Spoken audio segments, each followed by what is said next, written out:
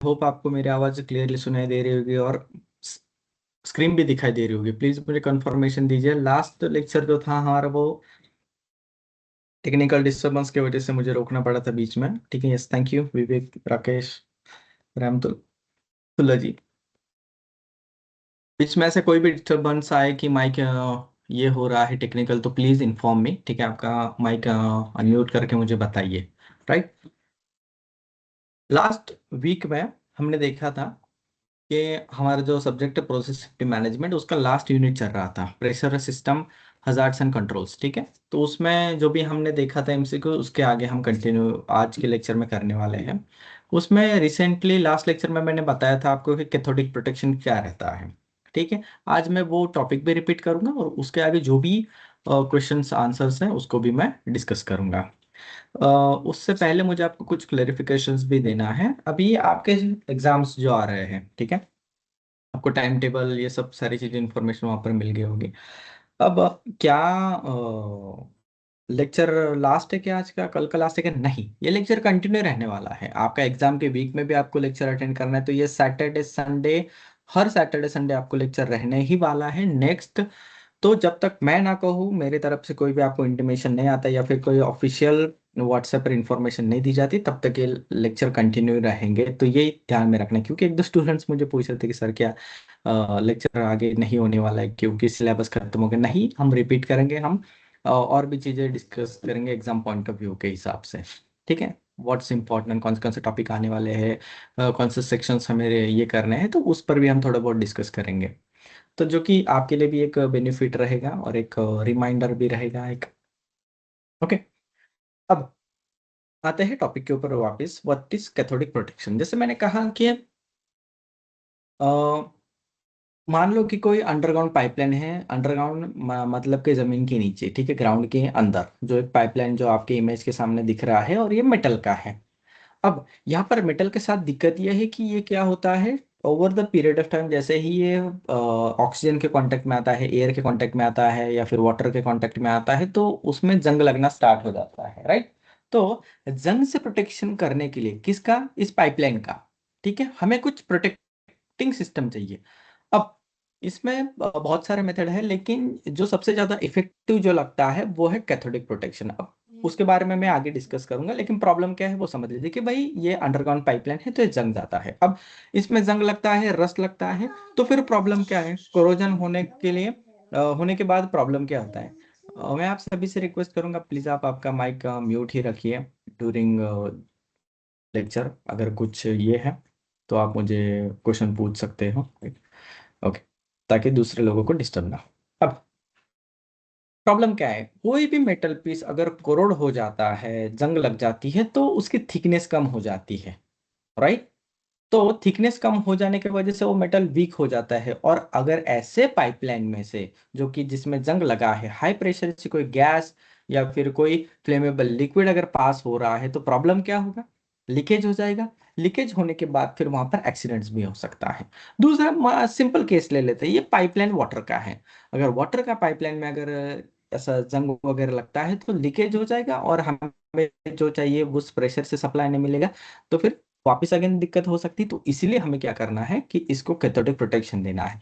Generally cathodic protection जहां पर gas वगैरह, ऑयल वगैरह, ठीक है, वहां पर आपको कैथोडिक प्रोटेक्शन देखने को मिलता है सब। What is cathodic protection?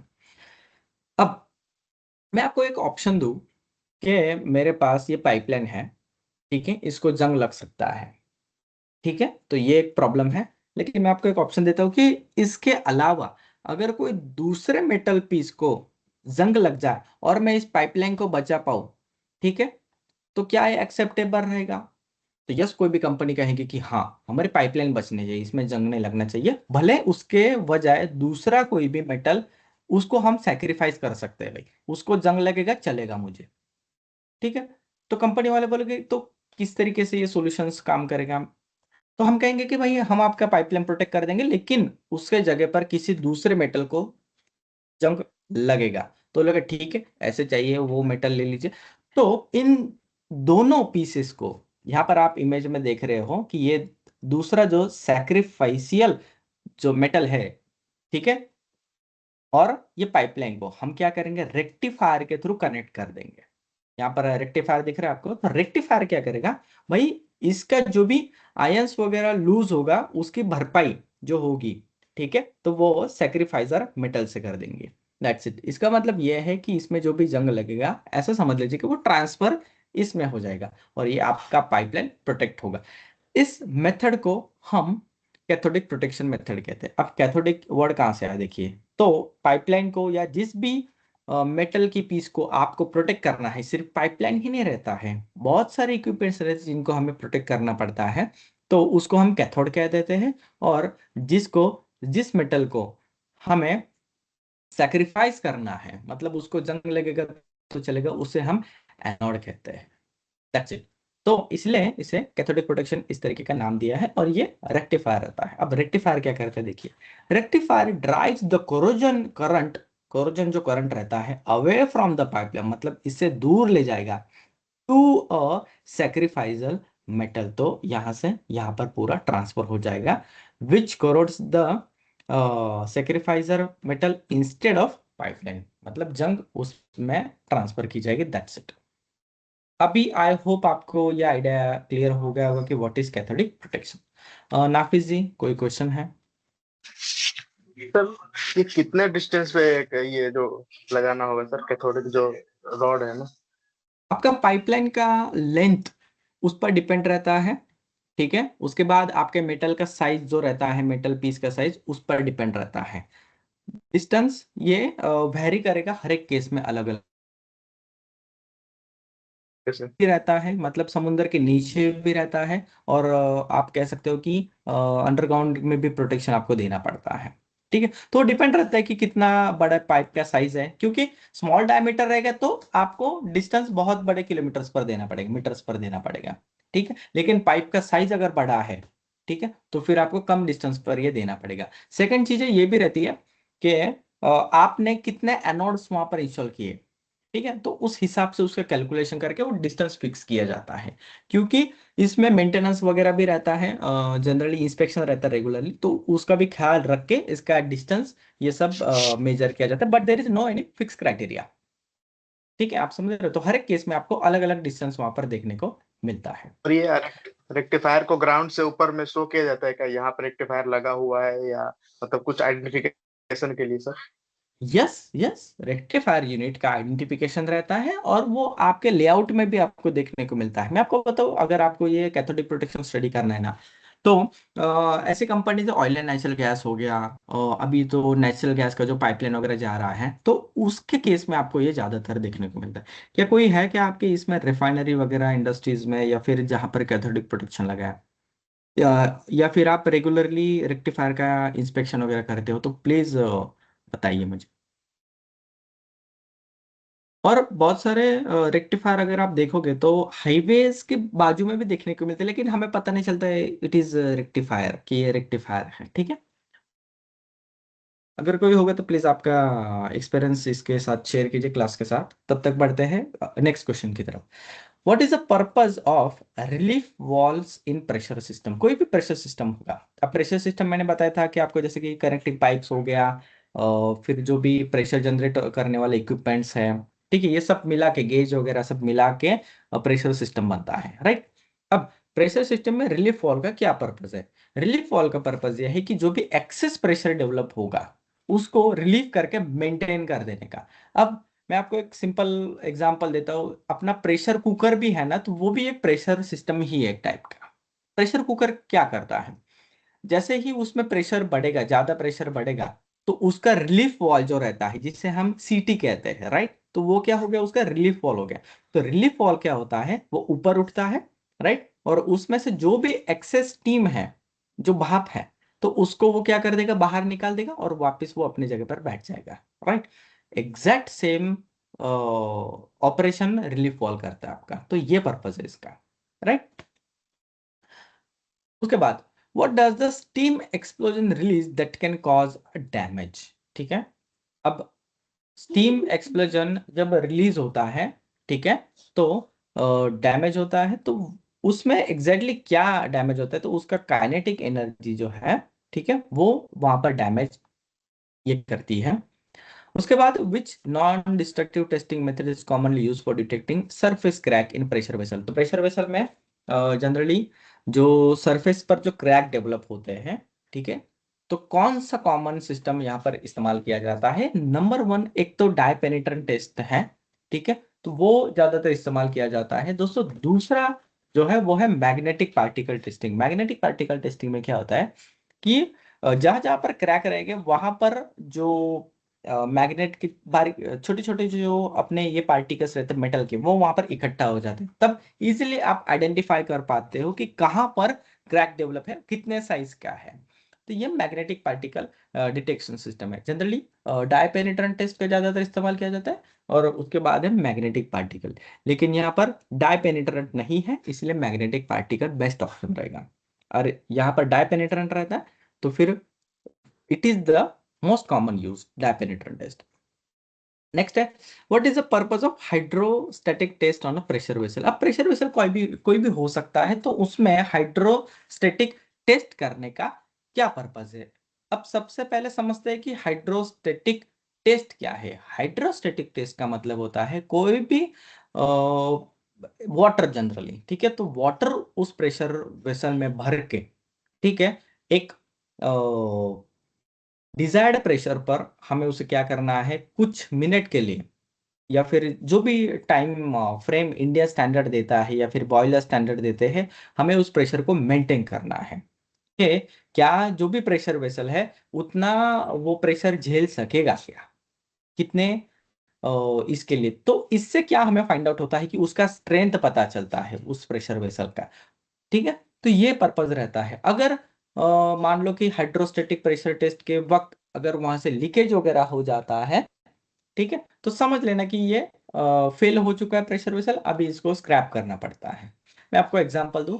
अब एग्जांपल लेते हैं फायर एक्सटिंग्विशर का। Fire extinguisher is also a pressure vessel, ठीक है। क्यों? क्योंकि उस वेसल में, उस सिलेंडर में हम क्या करते हैं, प्रेशर से जो भी गैस है या फिर जो भी मीडिया है वो स्टोर करते हैं। अब उसका हर 5 साल में हाइड्रोस्टेटिक टेस्ट किया जाता है। उसमें भी अगेन पानी भरा जाता है 35 किलोग्राम फोर्स पर, उसको भी कुछ 1.5 2 मिनट जो भी एज पर स्टैंडर्ड उसमें स्टोर किया जाता है, right.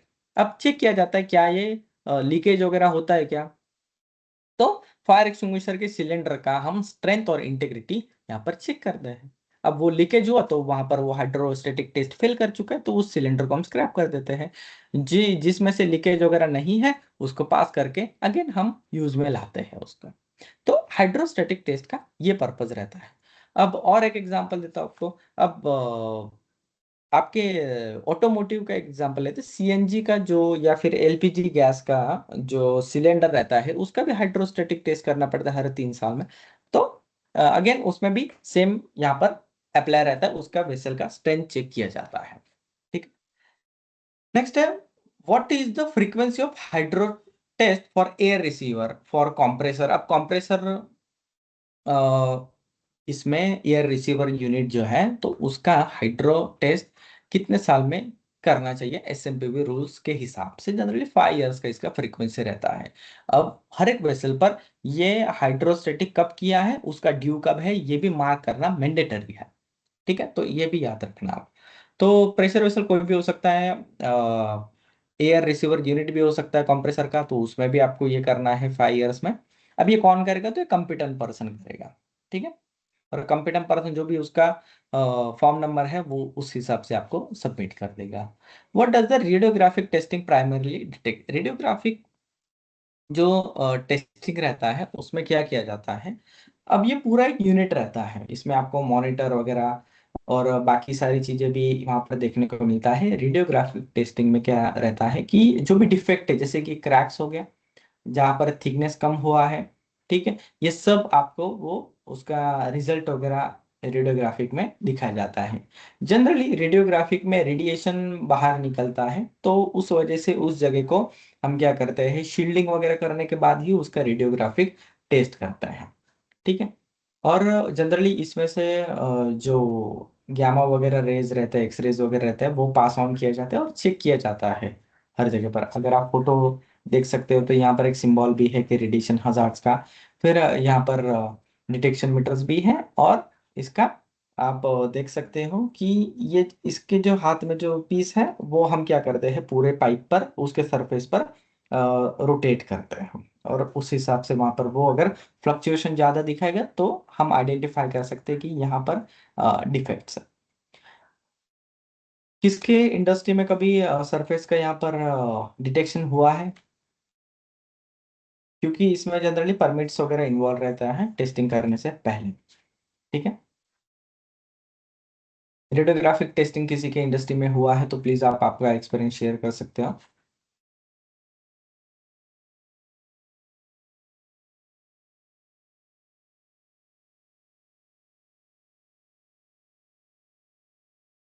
Okay. So, next question is, what does the term creep refer to in the context of pressure vessel? तो pressure vessel में जनरली creep किसे कहा जाता है? Gradual deformation under constant load.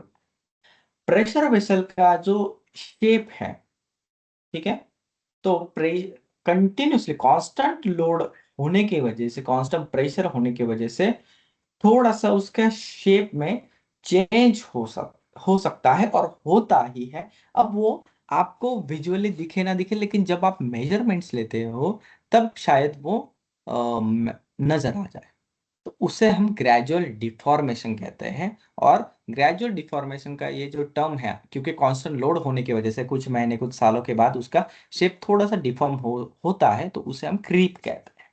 ठीक है। अब नेक्स्ट है, pressure vessel thickness testing is carried out at what periodic frequency. ये कब करना चाहिए? जनरली ये 6 मंथ्स में होता है।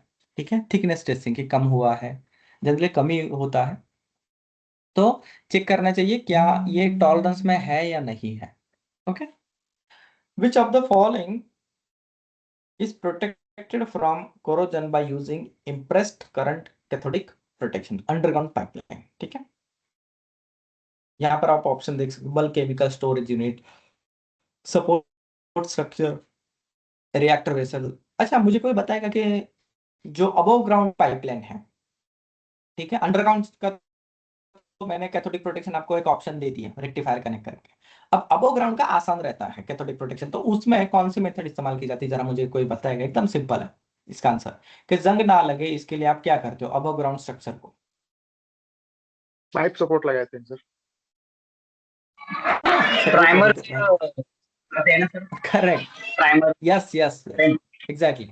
और कोई? पाइप सपोर्ट भी सर लगाते हैं, पाइप इपॉक्सी का सपोर्ट एक सर। कोड, फर्स्ट इपॉक्सी का कोड किया जाता है, उसके बाद यस इपॉक्सी यस, पेंट का 2 कोट किया जाता है। करेक्ट। तो आप जनरली उसको किस तरीके से प्रोटेक्ट करते हो? तो उसके ऊपर जो पेंट का कोट है, ठीक है, तो कोरोजन रेजिस्टेंट जो पेंट रहता है तो उसका आप कोट देते हो, single quote, double quote, triple quote, और है सर अप्लाई वगैरह, इंसुलेशन फिर भी तो किया ये सारा जाता है। चीजें तो एग्जैक्टली इंसुलेशन भी एक ऑप्शन है। ठीक है, कोरोजन रेजिस्टेंस कोट, इंसुलेशन, तो ये भी सारे वो तो ऑप्शंस है। ठीक मोस्टली है, अंडरग्राउंड के लिए विटामिन शीट का तो जो इंसुलेशन होता है तो अंडरग्राउंड का होता है ना मोस्टली। अगर मैं आपको बताऊं अंडरग्राउंड में सारे स्टूडेंट्स को ये भी बताना, अंडरग्राउंड के केस में भी अगर आप देखोगे तो यहाँ पर एक टार कोटिंग भी किया जाता है, जनरली फायर हाइड्रेंट के केस में किया जाता है। ठीक है। यस। अब और कोई प्रोटेक्शन मेथड कोई बताना चाहेगा? कोरोजन रेजिस्टेंट टार कोटिंग, तो ये सब अबो ग्राउंड के लिए होता है, जनरली टार कोटिंग अंडरग्राउंड के लिए होता है, अबो ग्राउंड के लिए आपको ये ऑप्शंस दिखने को मिलते हैं, इंसुलेशन हो गए और फिर कोरोजन रेजिस्टेंट पेंटिंग। नेक्स्ट है, how often should sacrificial anodes be inspected and replace in cathodic protection system? अब यहाँ पर जो भी सैक्रिफाइसल जो एनोड्स है, जो हमने सैक्रिफाइस के लिए जंग लगने के लिए मेटल पीस कनेक्ट किए हैं रेक्टिफायर से, तो कितने पीरियड में हमें इंस्पेक्शन करना चाहिए, रिप्लेस करना चाहिए? तो डिपेंड है कि कोरोजन कितना बढ़ रहा है, कितना कम हो रहा है। और आपको बताओ क्या, कोरोजन का रेट जो रहता है वो भी डिपेंड रहता है। अगर आप देखोगे कि जो अ, समुंदर के नजदीक है वहां पर कोरोजन का रेट आपको ज्यादा मिलेगा, जो ड्राई एरियाज है वहां पर आपको कोरोजन का जो ग्रोथ है वो कम देखने को मिलता है। इसके हिसाब से आपको वो इंस्पेक्शन के बेसिस पर यह रहता है कि आपको कब वो रिप्लेस करना है या फिर कितने पीरियड के बाद उसको इंस्पेक्ट करना है और रिप्लेस करना है। सेक्रीफाइजल अगर आप एनोड देखोगे कि सी वे के जो नजदीक रहता है, क्योंकि वहां पर ह्यूमिड एरियाज रहते हैं, ह्यूमिड एयर कंडीशन रहता है जनरली, तो वहां पर जंग ज्यादा लगती है। तो आपने एग्जाम्पल के लिए अगर आप मुंबई के एग्जाम्पल लोगे, तो वहां पर उनके जो कार्स वगैरह है तो उनको कोरोजन रेजिस्टेंट का जो कोटिंग है वो करना पड़ता है कंपलसरीली। वाई? क्योंकि ह्यूमिड एयर है, तो उसके वजह से वहां पर कोरोजन बहुत ज्यादा रहता है। लेकिन अगर आप जनरली कोस्टल एरियाज में, और अगर आप देखोगे तो जहाँ पर ड्राई एरियाज है, जहाँ पर ज्यादा ह्यूमिड एयर नहीं रहता है, तो वहां पर वो नहीं किया तो भी अच्छा। Next up, which technique involves the use of X-rays or gamma rays to inspect the internal structure of a material? ठीक है। अब एक्सरे और गामा रेज की मदद से इंटरनल स्ट्रक्चर जो रहता है, ग्रैन्युलर स्ट्रक्चर, कितना थिकनेस कम हुआ है, क्रैक से क्या कोरोजन है कि, तो ये सब डिटेक्ट करने के लिए कौन सा टेक्निक जिसमें एक्सरे और गामा रेज का इन्वॉल्व रहता है यूज किया जाता है? तो आंसर है रेडियोग्राफिक। क्योंकि विजुअल में तो एक्सरे नहीं रहता है, मैग्नेटिक पार्टिकल नहीं रहता है, अल्ट्रासोनिक नहीं रहता, तो रेडियोग्राफिक में आपको ये देखने को। Where crevice corrosion is observed among the following? crevice corrosion कहाँ पर रहता है? Under the gasket fitted in the flange of a on a pipeline. अब मैं आपको एक इमेज दिखाना चाहूंगा, क्योंकि उससे आप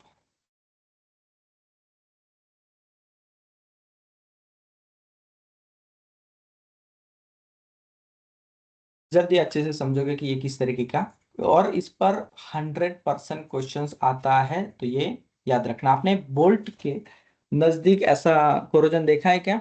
उसके अराउंड, ये देखो ये इमेज।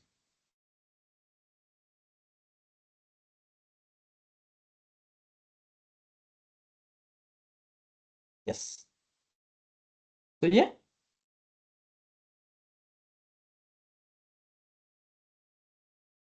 ये सब क्या है?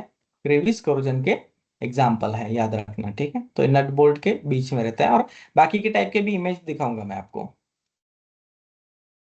ओके। यस, ये देखो ये अच्छा इमेज मिला मुझे एक्सप्लेनेशन के लिए।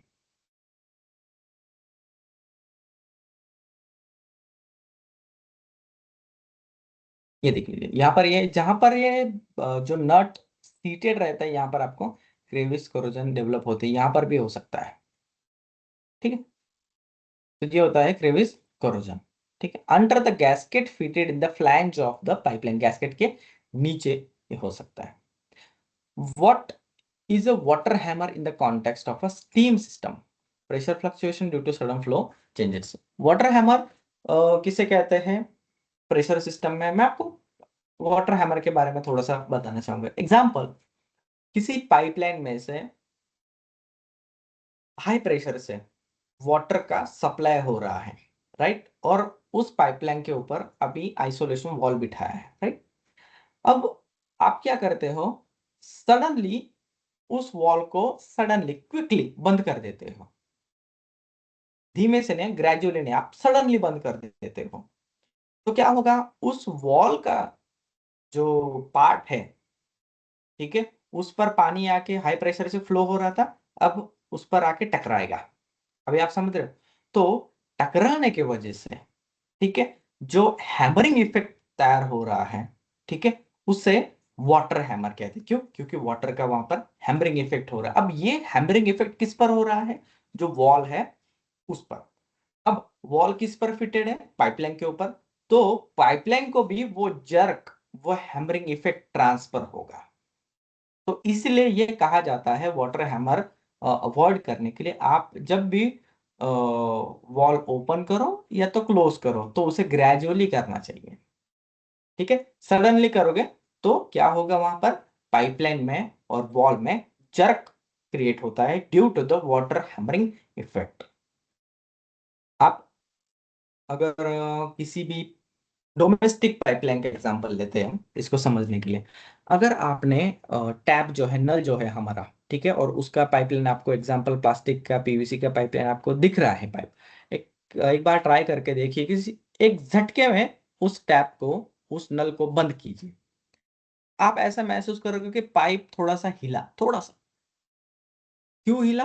क्योंकि आपने क्या किया, सडनली उसको बंद कर दिया, और वो वाटर हैमरिंग जो इफेक्ट है वो उस नल के थ्रू उसको पास ऑन हुआ है। और अगर ऐसा आप या कोई भी पर्सन बार बार बार बार करता है तो वहां पर लीकेज के चांसेस डेवलप होते हैं। क्यों? क्योंकि जॉइंट्स शेक होके ऐसा इफेक्ट देके वहां पर लूज हो सकते हैं और वहां से फिर लीकेज के चांसेस बढ़ते हैं। ठीक है, ये एक रीजन है। दूसरा रीजन क्या है कि आपका जो पाइपलाइन है वाटर हैमरिंग की वजह से वॉल्यूम थोड़ा सा बढ़ सकता है स्लाइटली, और ऐसा बढ़ बढ़ के वहां पर थिकनेस थोड़ा सा ग्रेजुअली कम हो सकता है, और वहां से फिर जहां पर भी करोड़ होगा वहां से पाइपलाइन लीकेज होने के चांसेस बढ़ जाते हैं। तो ये सारे ड्रॉबैक्स है दोस्तों वाटर हैमरिंग के, अगर डेवलप होता है ड्यू टू एनी रीजन। ठीक है।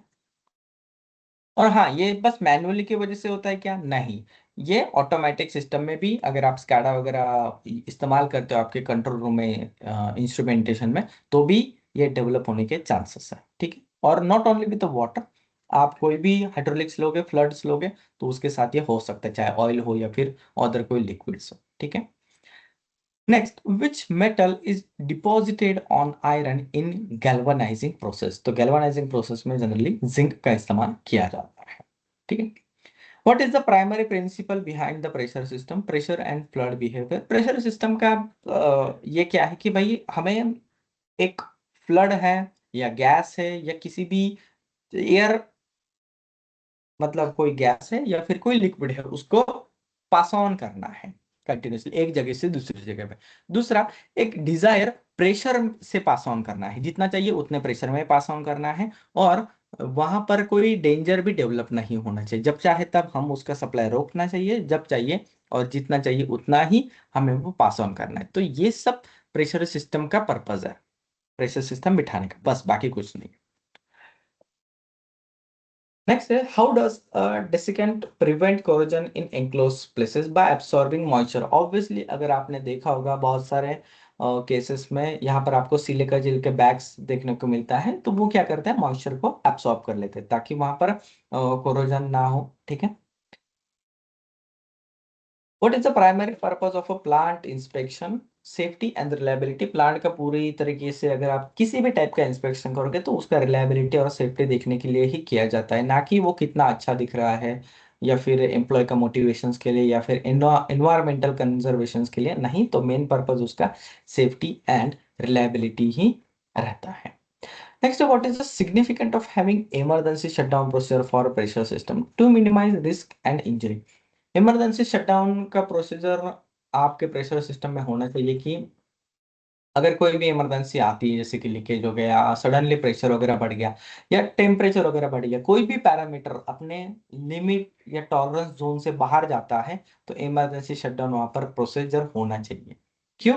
क्योंकि अगर इमरजेंसी शटडाउन नहीं होगा तो फिर वहां पर प्रेशर सिस्टम फेल्योर हो जाएगा, फायर भी हो सकता है, एक्सप्लोजन भी हो सकता है, एंड नंबर ऑफ पॉसिबिलिटीज। ठीक है। और उससे इंजरी हो सकती है, डैमेज भी हो सकता है, और बहुत सारे आउटकम्स आ सकते हैं उससे।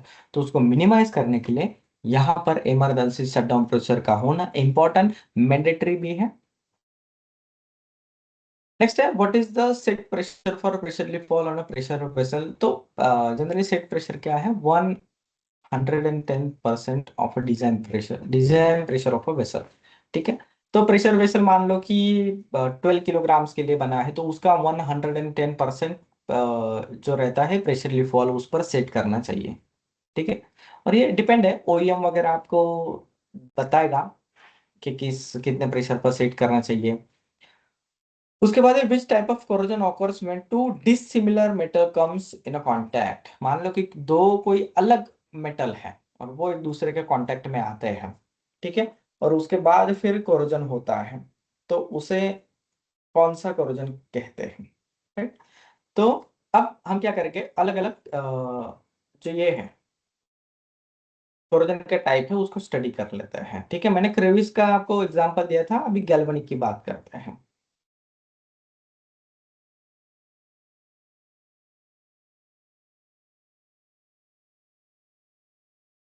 अब गैल्वेनिक में क्या है, तो यहाँ पर देखिए कि दोनों मेटल पीस यहाँ पर क्या है जिसमें रस्ट लग चुका है, ठीक है। तो ये एक अच्छा एग्जांपल बनता है।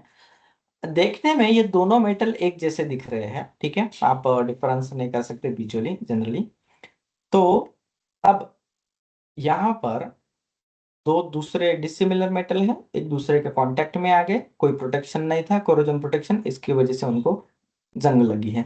लेकिन अगर आप देखोगे तो पूरे सरफेस एरिया में उनको जंग लग चुका है, तो इसे हम गैल्वेनिक कोरोजन ऐसा कहते हैं। दूसरा है पिटिंग कोरोजन। नाम से ही आपको पता चलेगा होगा कि यहाँ पर पिट्स डेवलप होते हैं, छोटे छोटे जो पिट्स हैं वो यहाँ पर आपको देखने को मिलते हैं, तो इसलिए उसे पिटिंग कोरोजन कहते हैं। ये दिख रहे हैं आपको, ये देखिए गड्ढे, छोटे छोटे गड्ढे हैं सरफेस के ऊपर, इसको हम पिटिंग कोरोजन कहते हैं, ठीक है। ये देखिए छोटे छोटे गड्ढे हैं सरफेस के ऊपर, पिटिंग कोरोजन के ये एग्जाम्पल है, देख सकते हैं पिटिंग कोरोजन। नेक्स्ट है स्ट्रेस कोरोजन।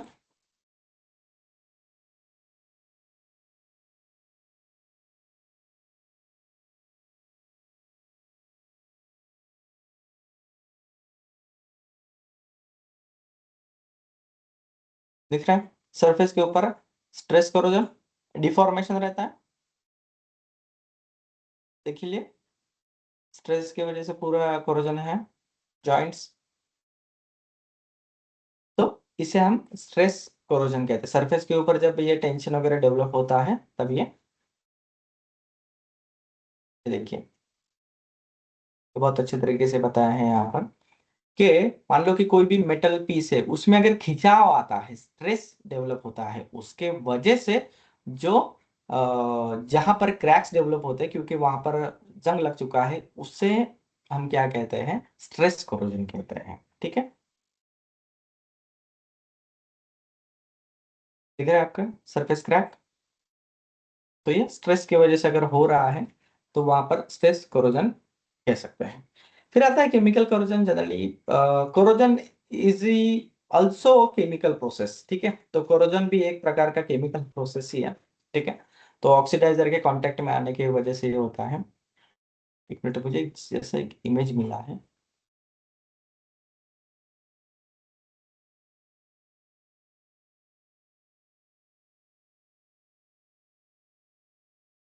ठीक है, दिख रहा है stress corrosion, water line corrosion, intergranular, uniform. Chemical corrosion की ढूंढने की कोशिश करता हूँ, मिनट। और जनरली केमिकल कोरोजन वही है कि एटमॉस्फेरिक जो है वही रहता है पूरे सरफेस के ऊपर, इसे हम केमिकल कोरोजन कहते हैं।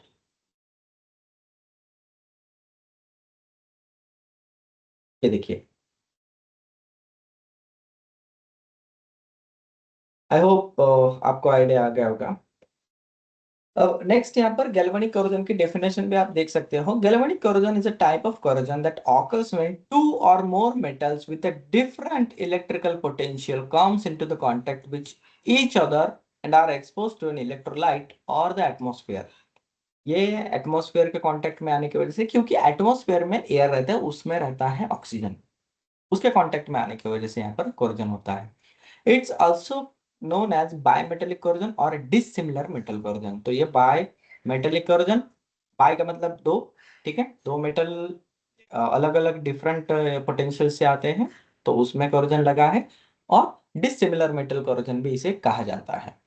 नेक्स्ट है, what does radiographic testing primary detect internal defect. देखो, आप डायपेनिट्रेंट टेस्ट या मैग्नेटिक पार्टिकल टेस्ट से आप सरफेस मतलब ऊपर के ऊपर जो क्रैक्स है वो या फिर डिफेक्ट वो डिटेक्ट कर पाते हो, राइट। अब अंदर का क्या, इंटरनली आईडी तो आप ऊपर से नहीं दे सकते, इंटरनल डायमीटर उसका के अंदर कौन से डिफेक्ट है, तो आपको फिर वहां पर रेडियोग्राफिक टेस्ट करना पड़ेगा, तब जाके आपको इंटरनल कौन से डिफेक्ट है वो यहाँ पर पता चलते हैं। मतलब अंदर की जो बाजू पाइपलाइन की या जो भी प्रेशर वेसल की, उसके अंदर क्या प्रॉब्लम हो, क्या कौन से डिफेक्ट है, क्या स्ट्रेस डेवलप हो रहा है, क्या क्या क्रैक डेवलप है, अंदर की बात। ऊपर से तो अच्छा दिख रहा है, लेकिन अंदर अगर कोई कोरोजन वगैरह डेवलप हुआ है क्या, फिटिंग हुआ है क्या, या फिर उसका थिकनेस कम हुआ है क्या, ये देखने के लिए हमें इंटरनल डिफेक्ट जानना जरूरी है और उसके लिए रेडियोग्राफिक एक अच्छा टेस्ट माना जाता है। रेडियोग्राफी के साथ अल्ट्रासोनिक टेस्टिंग भी एक अच्छा है, जो कि थिकनेस मेजरिंग के लिए प्राइमरली यूज किया जाता है। नेक्स्ट है, which process is used for applying anti corrosive coating on non ferrous material? Non ferrous मतलब कि जिसमें अब फेरस मेटल, फेरस, देखो फेरस क्या है कि फेरस एक ऐसा मटेरियल है, जितना ज्यादा फेरस की मात्रा रहेगी उस हिसाब से मेटल का ये डिफाइन होता है कि वो जितना ज्यादा जल्दी जंग लगता है, जितना ज्यादा फेरस उतना ज्यादा वो जल्दी जंग लगेगा उसका। ठीक है, नॉन फेरस मटेरियल में जंग कम लगता है, तो ये भी याद रखना। ठीक, अब नेक्स्ट है क्वेश्चन कि which process used for applying anti corrosive coating on non ferrous material. मान लो कि कोई नॉन फेरस मटेरियल मटेरियल है, इवन दो उसके ऊपर आपको कोई एंटी कोरोसिव कोटिंग करना है, तो फिर वहां पर आप एनोडाइजिंग प्रोसेस के साथ जा सकते हो। नेक्स्ट है, what is the purpose of acoustic emission testing. Acoustic emission generally क्या करते हैं, जैसे कि आपने रेडियोग्राफिक टेस्ट में देखा होगा कि गैमा रेज और एक्सरेज का इस्तेमाल किया जाता है। अकॉस्टिक इमिशन में क्या किया जाता है, जो साउंड रहता है, ठीक है, तो उसका डिफरेंट वेवलेंथ का साउंड डेवलप करके फिर उसके रिफ्लेक्शन से हम आइडेंटिफाई करते हैं इंटरनल डिफेक्ट्स।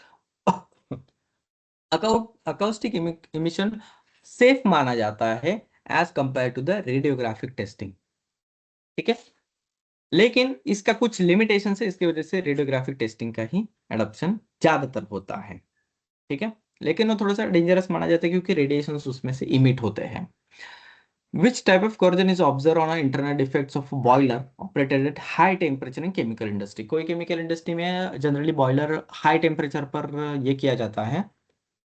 ठीक, तो फिर कौन कौन से डिफेक्ट यहाँ पर ऑब्जर्व किया जाता है, तो कॉस्टिक इम्ब्रिटलमेंट ये टर्म है, तो वहां पर वो आपको देखने को मिलता है। यहाँ पर दिखा है कॉस्टिक डेवलप हुआ है, ठीक है, सरफेस के ऊपर आप देख सकते हो। तो उसकी वजह से जो पाइपलाइन है का कनेक्शन से वो वहां पर इंटरनली कोरोड होना स्टार्ट हो जाते हैं। ठीक है, और ये ब्रिटल हो जाते हैं। जनरली इम्ब्रिटल होने के बाद क्या होता है कि उसमें क्रैक्स डेवलप होते हैं। मेटल को अगर आप देखोगे, जितना ज्यादा ब्रिटल का मतलब होता है कि उसके ये हो सकता है, क्रैक्स डेवलप हो सकते हैं, उसके टुकड़े हो सकते हैं। ठीक है, और अगर नॉन ब्रिटल है तो आप उसको अगर उस मेटल को मोड़ने की कोशिश करोगे ना, तो बेंड हो जाएगा, लेकिन उसमें क्रैक डेवलप नहीं होगा। डिफरेंस समझ रहे हैं? और बॉयलर ज्यादा इस्तेमाल करने की वजह से अगर उसमें ब्रिटलमेंट आ गया है तो वो पाइप सीधा क्रैक हो सकता है, तो मतलब टूट सकता है। आप समझ रहे हो बात को, बेंट नहीं होगा, वो सीधा टूट जाएगा। That's it. तो ये कॉस्टिक इम्ब्रिटलमेंट के जो फोटोज हैं ये आप देख पा रहे हो उसके ऊपर। What is the effect of a sudden release of high pressure steam in enclosed spaces? अगर आप हाई प्रेशर स्टीम किसी रूम में या किसी इंक्लोज जगह में छोड़ोगे तो क्या होगा? डेफिनेटली वहां पर ऑक्सीजन का डेफिशिएंसी हो जाएगा, और जो भी स्टेम का जो ये रहेगा उसका कॉन्सेंट्रेशन बढ़ जाएगा उस रूम में या उस जगह में। मैं 1 मिनट का ब्रेक लेने चाहूंगा। I will come back with.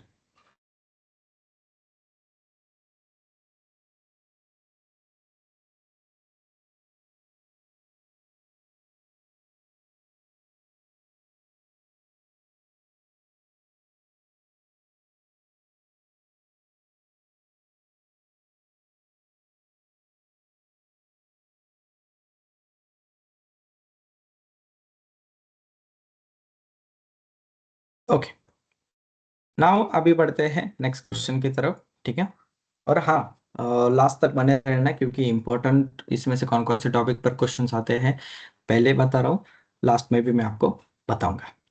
Which inspection method is suitable for detecting surface cracks and discontinuities in ferromagnetic material. देखो, जहां पर भी सरफेस का मतलब ऊपर ऊपर हमें चेक करना है, जैसे कि क्रैक्स हो गए, वेल्डिंग सही से उसमें क्रैक वगैरह डेवलप तो नहीं है ना, सरफेस का जब आपको डिफेक्ट चेक करना है, ठीक है, या उसको आइडेंटिफाई करना है, डिटेक्ट करना है, डाई पेनिट्रेंट टेस्ट। दूसरा होता है फिर मैग्नेटिक पार्टिकल टेस्ट, तो ये बेस्ट है, तो ये भी याद रखना। Which of the following corrosion starts with a small pit and then develop further on a surface of a metal? Small pit मतलब छोटा सा गड्ढा बनेगा, फिर बड़े बड़े होते जाते हैं और बढ़ता ही जाता है, उससे हम पिटिंग कोरोजन कहते हैं। मैंने आपको इमेजेस दिखाया उसका। What is the purpose of conducting regular risk assessment for a pressure system? To identify and mitigate risk. Obviously identify करना पड़ेगा आपको and then उसको mitigate करना पड़ेगा।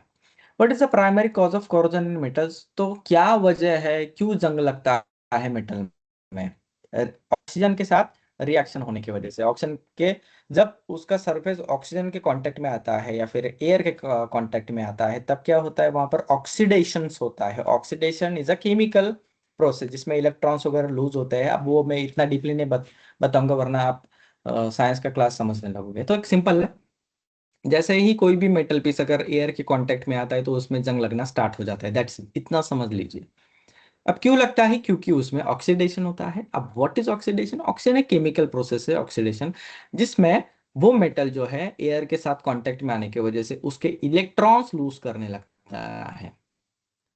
आप समझ रहे हो? तो उसके वजह से फिर वहां पर फिर वो कोरो डेवलप होता है। अब आप बोलोगे कि इलेक्ट्रॉन्स क्या रहता है, मान लो कि मेटल का एक छोटा सा पार्टिकल ले लीजिए, पार्टिकल की बात कर रहा हूं मैं।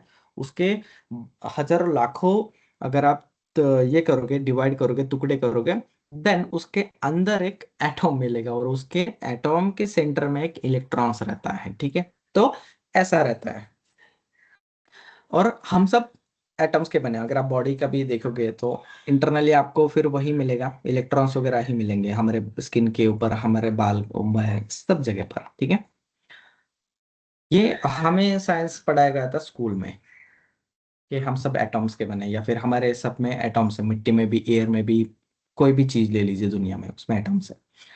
What is the design code for a pressure vessel? Important question है, इंडिया स्टैंडर्ड, ये मार्क कर लीजिए, ये क्वेश्चन आपको 100% आएगा। तो IS 2825 है design code for a pressure vessel. Then which material property is critical for withstanding low pressure in a cryogenic pressure vessel? Impact toughness. Cryogenic pressure vessel क्या रहता है, कोई बताएगा क्या?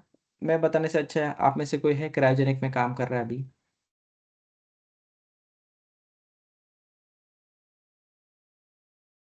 क्रायोजेनिक इंडस्ट्री में काम कर रहा है, IOCL में, इंडियन ऑयल, HPCL या महानगर गैस, CNG वगैरह प्रोसेस ऐसे प्लांट में काम कर रहा है।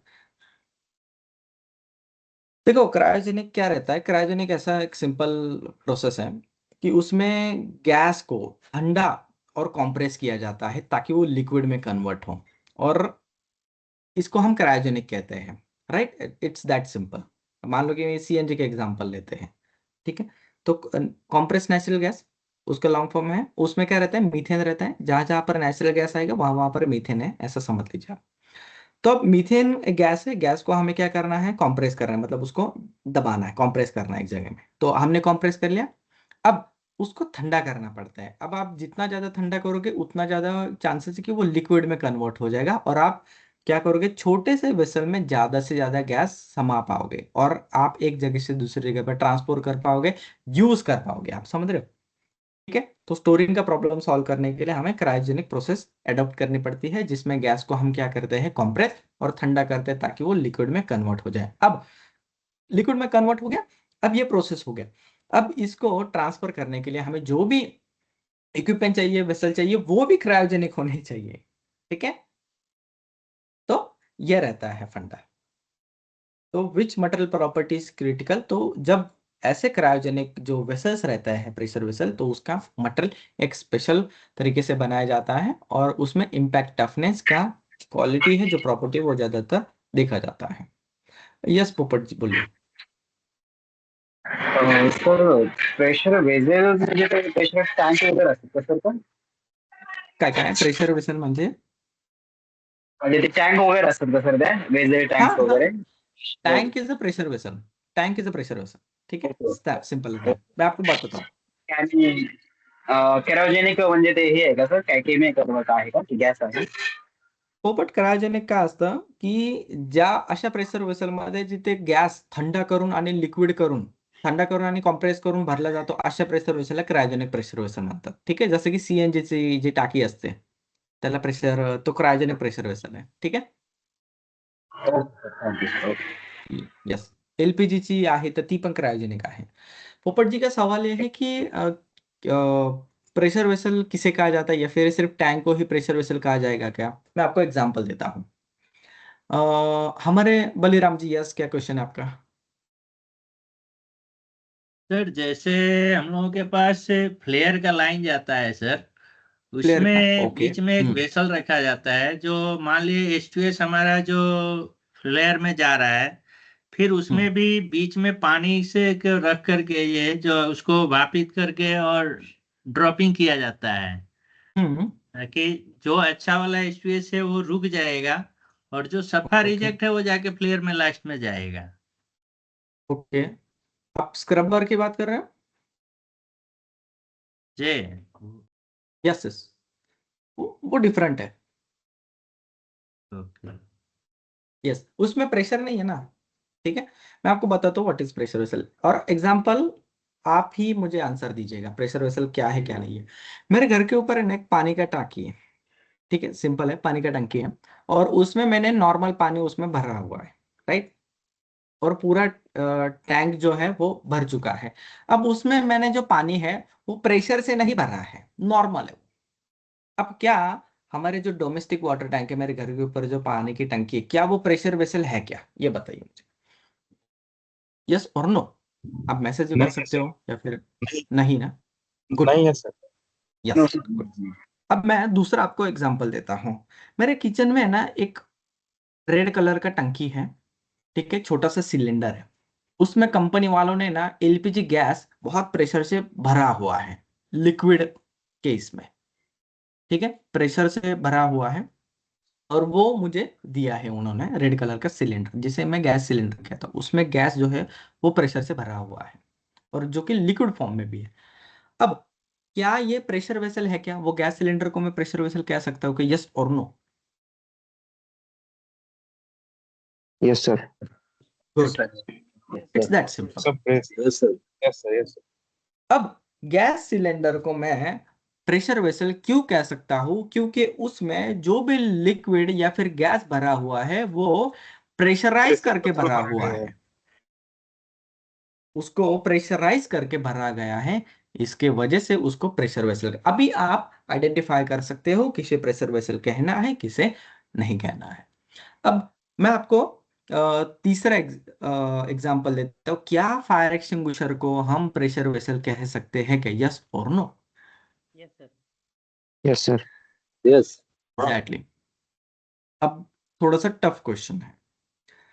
एक आईओसीएल मतलब इंडियन ऑयल कॉर्पोरेशन लिमिटेड का एक हजार्डस मटेरियल का एक ट्रक है, टैंकर है, जिसमें पेट्रोल भरा हुआ है, पेट्रोल भरा हुआ है 50%। क्या उस टैंक को मैं प्रेशर वेसल कहूँ या नहीं? No sir. No sir. Good. और क्यों नहीं कहना चाहिए मुझे प्रेशर वेसल उसको? क्योंकि सर वो प्रेशर से नहीं भरा हुआ है। That simple. तो ये लॉजिक आप हर जगह पर अप्लाई कीजिए। प्रेशर वेसल किसे कहना है, प्रेशर वेसल किसे नहीं कहना है। अब ये हो गया प्रेशर वेसल आइडेंटिफाई करने का तरीका। अब प्रेशर सिस्टम क्या रहता है? अब प्रेशर सिस्टम ये है कि कोई इक्विपमेंट है, एग्जांपल बॉयलर। बॉयलर क्या करता है, पानी को उबालता है, उबालने की वजह से उसमें से क्या डेवलप होता है, स्टीम डेवलप होता है, भाप डेवलप होता है, और भाप का जो भी पाइपलाइन है उसमें प्रेशर से वो भाप जनरेट होता है और आगे बढ़ता है, ठीक है, और आगे जाके फिर जो भी है टरबाइंस के इस्तेमाल में आता है, या फिर केमिकल प्रोसेस में उसका इस्तेमाल किया जाता है। तो ये सब जो है, जैसे कि आपका बॉयलर, उसके बाद उसके आगे जो भी लगा हुआ है आपका स्टीम का पाइप हो गया, वॉल्स है, तो ये सब जो पार्ट है मिलके एक प्रेशर सिस्टम बनता है। अब आते हैं क्रायोजेनिक के ऊपर। मैंने आपको क्रायोजेनिक के केस में दो कंडीशंस बताया था आपको, कि क्रायोजेनिक के केस में जो गैस रहता है उसको ठंडा और उसको कंप्रेस किया जाता है, ताकि वो कम से कम जगह में, मतलब छोटे से छोटे वेसल में ज्यादा से ज्यादा वो गैस बैठना चाहिए। अब ये ठंडा क्यों करते हैं भाई, और फिर कंप्रेस क्यों किया जाता है? हमें जगह बचानी है या नहीं बचानी? ऑब्वियसली बचानी है।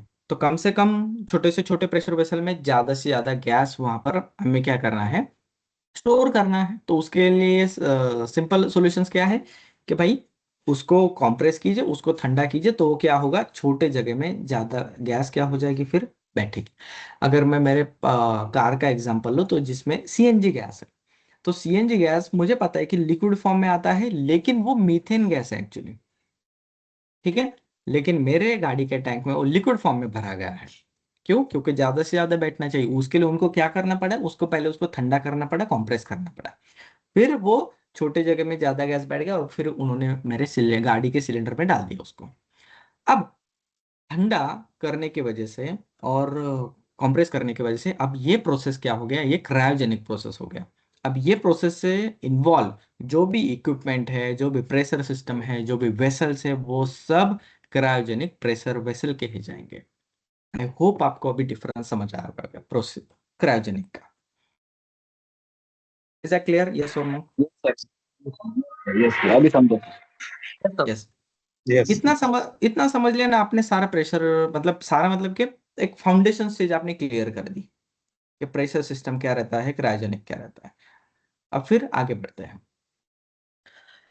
अब ये वो प्रेशर सिस्टम में ज्यादा प्रेशर होने की वजह से ना दोस्तों, ज्यादा खतरे भी हैं। क्या खतरे हैं? ये प्रेशर अगर इसमें से बाहर निकलेगा तो क्या हो सकता है, लीकेज हो सकता है भाई, एक्सप्लोजन हो सकता है, ठीक है। और कभी कभी इक्विपमेंट फेलियर भी हो सकता है। इसके वजह क्या हो सकती है, जंग लगने की वजह से, गलत तरीके से, नॉन स्टैंडर्ड तरीके से हमने प्रेशर सिस्टम इंस्टॉल किया है, उसके वजह से यहाँ पर फिर। और तीसरा है कि प्रेशर सिस्टम का हम सही तरीके से ऑपरेशन एंड मेंटेनेंस नहीं करते हैं, उसके वजह से ये केसेस में फेलियर हो सकता है। और ये अगर फेलियर हुआ तो ये नॉर्मल फेलियर नहीं होगा, ये बहुत बड़ा फेलियर होगा, ठीक है। और उसके वजह से इंजरी या फिर फेटेलिटी बढ़ सकती है, और डैमेज भी ज्यादा हो सकता है। इसलिए जहां पर भी प्रेशर सिस्टम है, वहां पर आप देखोगे कि इंस्पेक्शन मेंटेनेंस जो है वो रेगुलरली फॉलो किया जाता है, और करना भी चाहिए, क्योंकि उनको पता है कि इस सिस्टम के फेल्योर से इम्पैक्ट बहुत ज्यादा होगा, उसका मैग्नीट्यूड बहुत ज्यादा रहता है। What is the primary hazard associated with high pressure system? तो सबसे बड़ा हजार्ड क्या है प्रेशर सिस्टम के? प्रेशर रिलीज हो सकता है, ठीक है। तो हम घर का भी एग्जांपल लेंगे हम, ठीक है। तो भाई एलपीजी गैस सिलेंडर में सबसे ज्यादा हम डरते किससे, कि भाई लीकेज ना हो जाए कुछ भी हो जाए, खत्म हो जाए चलेगा, लीकेज ना हो जाए, मतलब वही है कि सबसे बड़ा खतरा वही है। अगर आप स्टीम का भी पाइपलाइन लोगे या कोई भी प्रेशर सिस्टम में, हम डरते हैं किससे? लीकेज से और स्पिलेज से।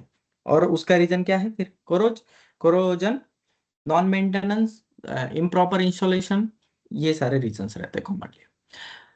What is the first step recommended procedure for isolating a pressurized system for a maintenance? ठीक है। तो फर्स्ट स्टेप क्या है कि भाई उसे डीप्रेशराइज करना चाहिए। डीप्रेशराइज नहीं करोगे तो मेंटेनेंस कैसे हो पाएगा? प्रेशराइज सिस्टम में मेंटेनेंस करने जाओगे, वहां पर फिर एक्सप्लोजन या फिर फायर का खतरा है, या फिर अदर भी खतरे बढ़ जाता है।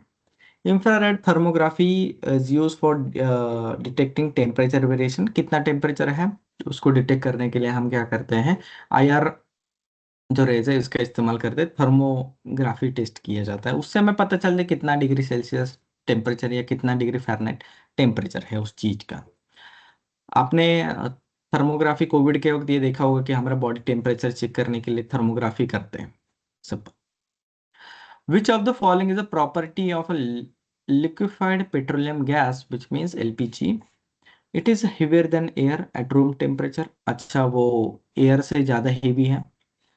It is highly flammable. Yes, LPG gas highly flammable है। It is soluble in water. तो वो वाटर में soluble भी है। तो yes, all the given properties. What is the role of cathodic protection in preventing corrosion in underground tank pipeline? Inhibiting corrosion. वो क्या करता है? कैथोडिक प्रोटेक्शन इनहिबिट करता है कोरोजन को, ठीक है। तो जो सैक्रिफाइसल एनोड है उसमें वो ट्रांसफर करता है, इनहिबिट करता है। Which type of corrosion is occurred due to impurities present at a grain boundaries in metal? Intergranular corrosion। अब मैं आपको ग्रैन्युलर या फिर मेटल का स्ट्रक्चर थोड़ा सा समझाने की कोशिश करता हूँ। आई होप मुझे कुछ इमेज मिल जाए यार। इंटरग्रैन्युलर,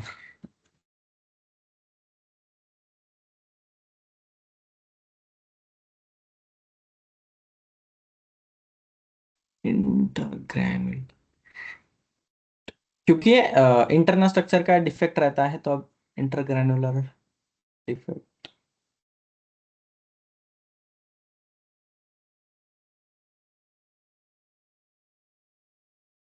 मैं आपको मेटल का ना थोड़ा सा ग्रैनुलर स्ट्रक्चर समझाने की कोशिश करता हूँ आसान लैंग्वेज में, ठीक है? कि मेटल, जिन्होंने मेटलर्जी किया उनको तो पता ही है।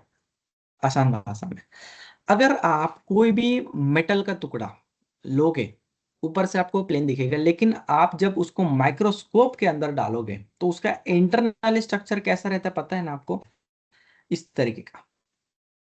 ये ग्रेन से आप देख रहे हो, ये एक ग्रेन हो गया, ये दूसरा ग्रेन हो गया, मतलब ये जुड़े हुए हैं एक दूसरे से, और ये सब ग्रेन्स मिलके उसका एक मेटल का पीस बना है। आप समझ रहे हो बात को?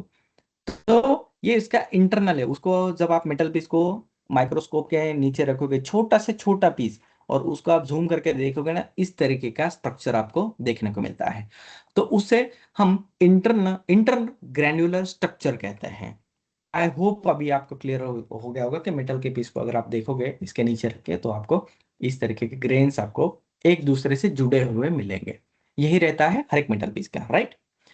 जैसे आपने अगर अपना जो स्किन है वो कैसा है? पोरस है। उसका स्ट्रक्चर कैसा है? इंटरग्रेनुलर पोरस है, पोरस स्ट्रक्चर है। पोरस का मतलब क्या है कि हमारे स्किन के, अगर आप माइक्रोस्कोप के नीचे रखोगे, जूम करके देखोगे ना, तो छोटे छोटे होल्स आपको मिलेंगे, बहुत छोटे, आंखों से नहीं दिखते, वो माइक्रोस्कोप के नीचे देखने को मिलता है। तो आपके हाथ के ऊपर कोई भी अगर एक बूंद भी पानी गिरी या ऑयल गिरा, थोड़ी देर के बाद वो आपको गायब होते हुए दिखने को मिलता है। क्यों? क्योंकि वो स्किन के अंदर चला जाता है। अब स्किन के अंदर कैसे चला गया भाई पानी या फिर जो भी ऑयल है? तो क्यों? क्योंकि स्किन के अंदर छोटे छोटे छेद हैं जो कि खुली आंखों से नहीं दिखते हैं, वो दिखते हैं under the microscope. Same metal के अंदर क्या है? होल नहीं है, लेकिन इस तरीके के ग्रैन्युलर स्ट्रक्चर है, तो ग्रेन्स जुड़ के देखने को मिलता है। अब इंटर ग्रैन्युलर कोरोजन क्या है? ये दिख रहा है आपको? इंटर ग्रैन्युलर कोरोजन क्या है?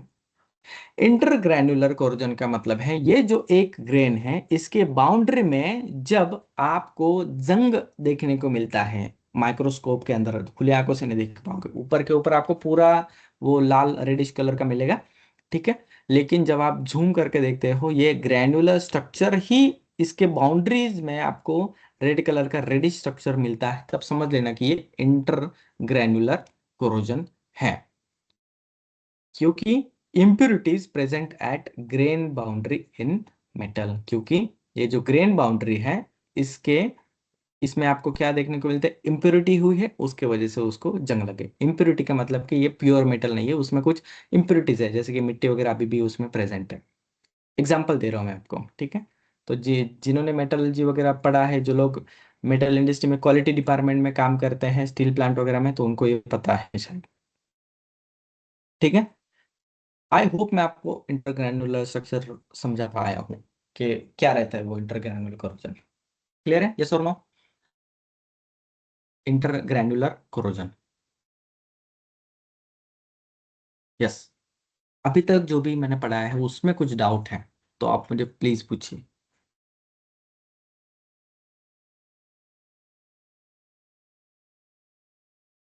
No, sir. Yes. So will be all this what I'm saying? Can we get this question and answers for studies? Yes, I have already shared it with you on WhatsApp. ये PDF मैंने बहुत पहले, आप WhatsApp check कीजिए, आपके पास ये होगा। अगर नहीं है फिर भी मैं आपके पास, आपके साथ एक बार अगेन शेयर कर दूंगा। फिर से एक बार ये शेयर मैंने, कर दीजिए, एक बार शेयर कर दीजिए।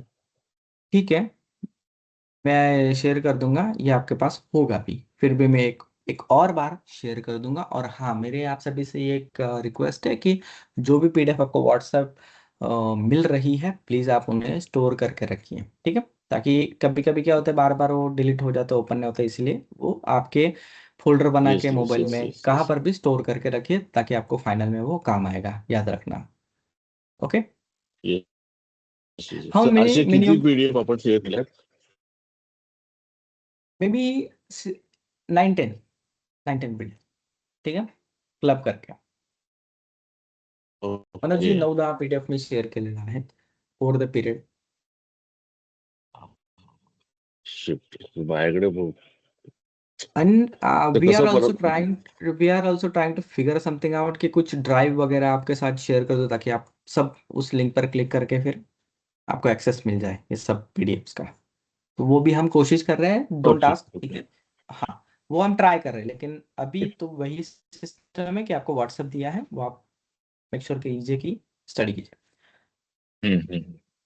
ओके, आज हम यही रुकते हैं, ठीक है। कल बाकी का डिस्कस करेंगे, उसके बाद एग्जाम पॉइंट ऑफ व्यू से जो भी है रिवीजन करेंगे, क्योंकि अभी आपका यूनिट 6 खत्म हुआ है। कल के लेक्चर में जो भी रिमेनिंग क्वेश्चन है वो भी स्टडी करेंगे। इस यूनिट से रिलेटेड जो भी इंपॉर्टेंट मुझे पॉइंट्स है वो मैं कल के लेक्चर में आपको दूंगा। फिर अगेन कुछ रिविजन्स करेंगे हम कल के लेक्चर में। नेक्स्ट वीक सेम रिवीजन ही रहेगा हमारा, ओके। और हाँ, आप सभी से गुजारिश है जो रेगुलरली स्टूडेंट्स अटेंड करते हैं उनको तो चिंता नहीं है, क्योंकि उनको पता है, मैं बताते रहता हूँ कि क्या इंपॉर्टेंट क्या नहीं है। अगर कोई क्लास आपके बिगिनिंग में इनिशियल पीरियड में मिस हुआ है, वो यूट्यूब पर लेक्चर है, सब पूरा देखिए, नोट्स निकालिए। जहां जहां पर मैंने बताया कि ये 100% आएगा, पार्ट ही कर लीजिए सीधा, ठीक है। तो ये सारा लेक्चर पूरा देखिए, जो भी ऑनलाइन क्लासेस यूट्यूब का देखिए पूरा, ताकि आपको आइडिया आ जाए, ठीक है। ओके, फिर if there is not further then do I questions. request to sir sir हाँ, yes, uh, then do I request to share the PDF once again what you have shared by you. We'll save it again for the study at least. sure. I will do one thing. I will share all the PDFs which were shared earlier from the first class. Okay, ठीक है, ताकि सबको एक बार ये हो जाए कि बस यही देखना है, वापस पूरा चार्ट नहीं आपको ये करना है, ठीक है। तो मैं शेयर कर दूंगा। Thank you so much. Thank you so much. और कोई क्वेश्चन है?